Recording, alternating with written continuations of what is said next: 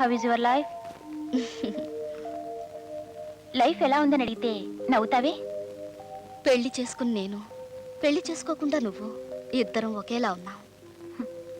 ఇద్దరం మనసిచ్చింది ఒకరికేగా. నిజమే. ఏడవమని బాధపడమని, నలిగి నలిగి చావమనే కదా ఆ భగవంతుడు ఆడదానికి మనసిచ్చాడు. మనసుతో పాటు ఆ భగవంతుడు ఆవేశాన్ని కూడా ఇచ్చాడు. అంటే నేను ఆవేశపడ్డానంటావా? నువ్వే కాదు, నీ స్థానంలో నేనున్నా అదే పని చేసేదాన్ని.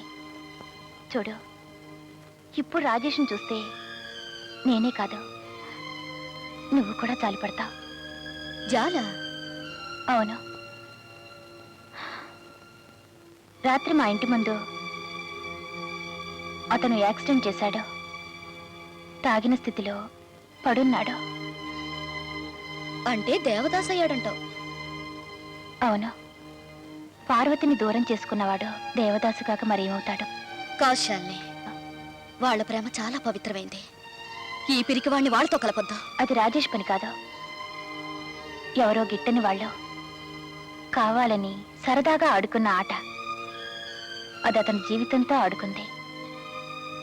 నీకు తెలుసా, అతని జీవితంలో పెళ్లి చేసుకొని అన్నాడు.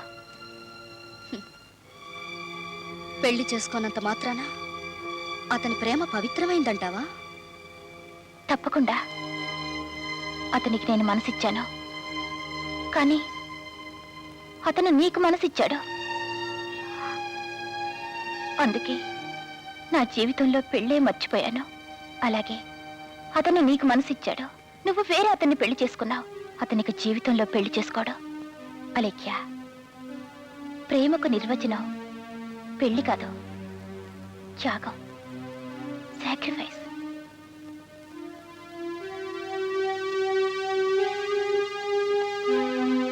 Well set Shalini. ఏమన్నావు? ప్రేమకు నిర్వచనం పెళ్లి కాదు, మరి పెళ్లికి నిర్వచనం ప్రేమ కాదు. am I correct?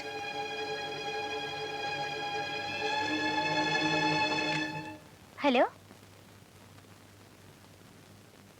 నేను రాజేష్ని మాట్లాడుతున్నాను. నువ్వు అలేఖ్య ఇంటికి వెళ్ళావు కదా? నీకెలా తెలుసు? ప్రేమ ద్వారాలు ఎప్పుడూ తెరుచుంటాయి. అవును, నీకోసమే వెళ్ళాను. ఏముంది? ఏం లేదు. నువ్వు మా ఇద్దరిని కలపాలి. ట్రై చేస్తాను.